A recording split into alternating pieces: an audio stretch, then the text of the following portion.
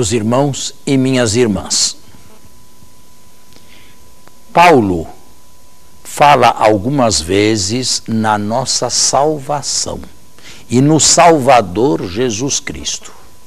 Mas exatamente o que se entende por salvação? A meu ver, está aqui uma das lacunas da nossa igreja: falar pouco em salvação, ou entender pouco a salvação. A salvação se inicia com o nosso reconhecimento e com a nossa reconciliação com Deus. Ela se encaminha, amadurece, progride naquilo que nós chamamos vida cristã, que é a presença de Cristo, viver em Cristo, no Espírito Santo. Mas qual é o fim disto tudo? O fim a que se dá realmente o nome de salvação é a consumação na glória com a ressurreição corporal. É interessante que, devido ao fato de a salvação não se dar neste mundo e exigir para Paulo a ressurreição dos mortos, o verbo salvar nunca por ele é usado no presente ou no passado, sempre no futuro e em esperança. Se o verbo está no passado, como no capítulo 8 da carta aos Romanos, fala na esperança. Na esperança fomos salvos. A salvação inclui necessariamente a divinização do ser humano. E a divinização do ser humano é algo que não cabe neste mundo. Não cabe neste mundo sermos iguais a Deus. Aqui neste mundo procuramos nos afinar com Deus, procuramos ver em Deus o melhor amigo, o melhor partner, o esposo, aquele que se apaixonou por cada um de nós e se apaixona ainda apesar dos nossos pecados, aquele que faz o possível para que nós não percamos este dom precioso da salvação futura no céu. E aqui eu gostaria de abrir um parênteses, porque muitos de nós, brincamos de tal forma com a salvação que a colocamos em seríssimo perigo. E se ainda estamos aqui, é porque, embora tenhamos feito tudo para não sermos salvos, Deus, devido ao amor apaixonante com que nos ama, fez tudo da parte dele para nos recuperar, para nos trazer novamente à estrada que conduz à salvação. Repito, salvação é o céu, e o céu exige, por parte do homem, a sua inteireza, e, portanto, conleva a realidade que nós chamamos ressurreição corpórea. Agora possuímos um corpo de carne. Às vezes, eu já expliquei, carne, mas são poucas estas vezes, não é um vocábulo pejorativo. Um corpo corruptível, um corpo fraco, um corpo sujeito à fraqueza. Este corpo não pode herdar o reino de Deus. Haverá sim uma metamorfose tremenda e plena e real por ocasião da nossa morte e para além dela. E aquele corpo material, aquele corpo animal que foi lançado na terra qual semente, se transforma pela ação vivificadora de Deus através do Espírito Santo em corpo espiritual. Sim, a salvação a vida eterna, o céu, não são prometidos para este mundo. E todo e qualquer pregador, e todo e qualquer catequista deve ter clara a meta última e final da vida cristã. Não nos esqueçamos, ela exige muito de nós. Deus nos prova de muitas maneiras ao longo da nossa existência. Muitos de nós temos que carregar fardos pesados ou cruzes até mesmo quase insuportáveis. E, no entanto, Paulo, que antes de nós carregou tudo isto sozinho e elenca nas suas cartas autênticas, afirma que o céu, a vida eterna, é absolutamente desproporcional a qualquer sofrimento por que tenhamos que passar neste mundo. Eu estou convencido de que o peso de glória que nos espera no futuro, escreve ele, não tem nenhuma proporção com os sofrimentos deste mundo. Antigamente, éramos acusados de sermos um tanto alienados, de buscarmos uma espiritualidade alienante, de nos preocuparmos apenas com o céu futuro e não agirmos com responsabilidade na terra onde estamos. Boa parte desta acusação, era verdadeira.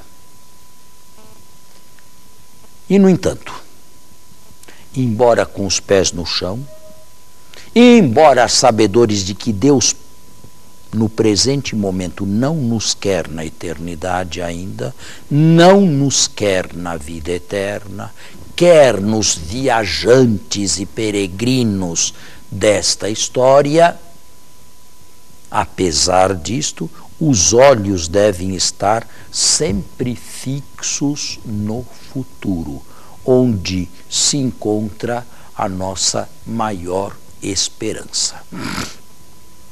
A respeito do céu e da vida eterna, nós não podemos dizer muita coisa.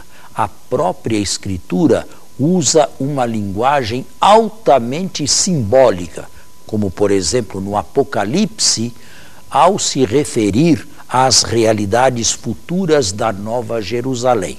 E por que o uso desta linguagem metafórica? Simplesmente porque o fim absoluto escapa de tal maneira das nossas mãos, escapa de tal maneira de tudo o que se vê, o que se concebe, o que se pensa neste mundo, que não é traduzível em palavras conceituais. Temos que lançar mão de metáforas. O rio da vida, árvores da vida, uma cidade de ouro, sem a luz do sol, sem a luz da lua. E assim outras imagens sucessivas a nos indicar, a nos dizer de alguma maneira o indizível, isto é, aquilo que Deus preparou e prepara para aqueles que o amam e realizam a sua vontade. No passado, fomos acusados, algumas vezes justamente, de negligenciarmos as coisas da terra em prol das coisas do céu. Mas hoje corremos o risco contrário, ficarmos apenas com as coisas da terra, mesmo que sejam eclesiásticas, e nos esquecer do fim último e transcendental, que é a vida eterna e a eterna beatitude com Deus e com todos os eleitos de Deus, porque lá sim haverá a perfeita sociedade, o perfeito conhecimento de todos, o perfeito amor, o que não foi dado, a não ser em poucas espirais, ser de alguma forma vivido ou experimentado neste mundo. corremos o risco de ficar apenas no material ou no eclesiástico.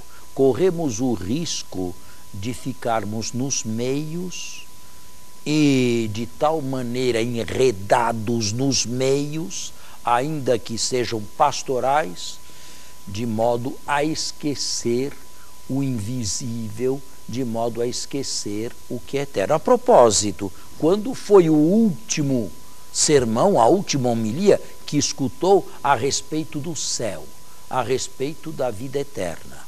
Estas coisas devem ser ditas, sim, e devem ser ditas a todos, com todas as letras.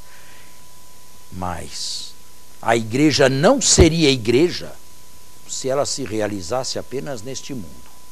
E para muitos cristãos existe o risco de se tornarem apenas bons cidadãos, mais honestos, mais solidários. A igreja não é uma ONG, não é uma ONG de solidariedade, não é uma ONG caridosa, não é uma ONG de pessoas de respeito.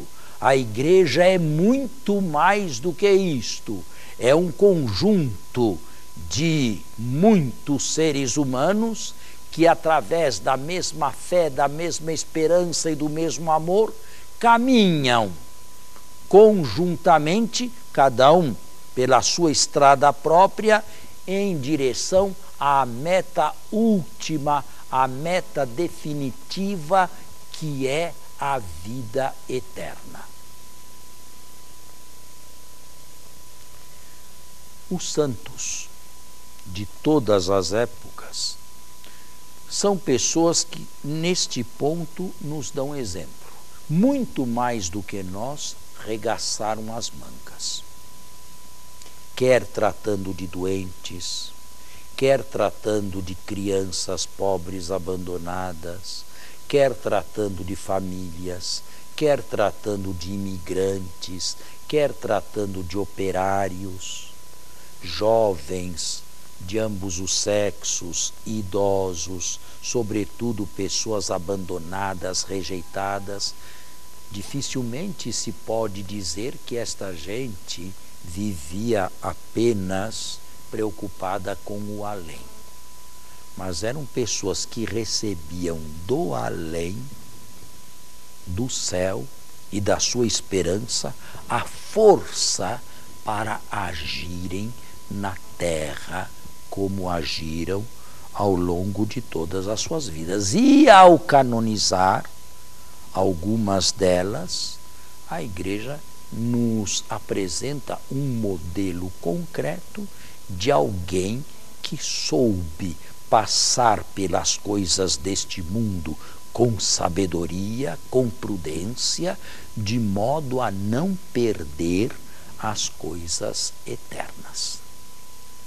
Sim, os santos de todas as épocas são não apenas os nossos melhores amigos, não apenas os nossos melhores conselheiros, mas aqueles que, com o testemunho da vida e da morte, nos mostram como vale a pena, de que maneira vale a pena viver a única vida deste mundo.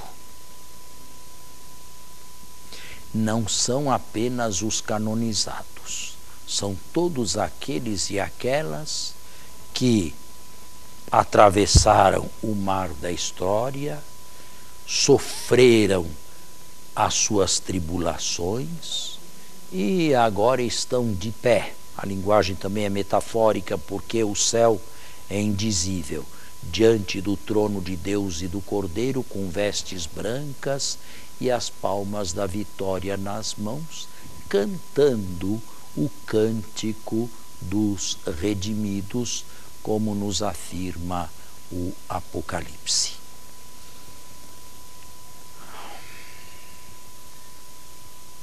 Quanto tempo eu terei ainda de vida? Nenhum de nós é capaz de dar uma resposta acertada, a menos que estivesse determinado a eliminar-se a si mesmo da vida com uma ação suicida. Nós não sabemos quando será o fim e quais as suas circunstâncias. Eu me recordo de um retiro feito numa abadia trapista dos Estados Unidos. Celebrava-se o 50º da morte de Kennedy, o famoso presidente assassinado em novembro de 63, em Dallas. Eu me recordo perfeitamente daquele dia. Era jovem, era um estudante do primeiro ano de filosofia, quando alguém entrou em nossa sala e nos disse: a queima-roupa, o presidente dos Estados Unidos acaba de ser assassinado. 50 anos depois, eu li num livro de apontamentos. Hoje, 50 anos atrás, Dallas, Kennedy, que ele descanse em paz, mas depois embaixo e entre aspas, ele não sabia nem o dia nem a hora. E assim como Kennedy, que não sabia nem o dia nem a hora, seu irmão Robert, também este não sabia o dia nem a hora. Também o filho do Kennedy, que morreu num desastre de avião, anos atrás, não sabia nem o dia nem a hora. E assim, como esta família Kennedy, há muitos dentre nós, eu me incluo também, que não sabemos nem o dia e nem a hora. Mas sabemos que naquele momento tremendo, majestoso e, mais importante, as únicas coisas que nos acompanharão e que advocarão a nossa justa causa diante de Deus para ingressarmos na sua vida eterna serão as boas obras que tivermos realizado neste mundo. No caso da nossa vida, escrevia com acerto e justeza São João da Cruz, nós seremos julgados pelo amor a respeito da medida e da intensidade do nosso amor.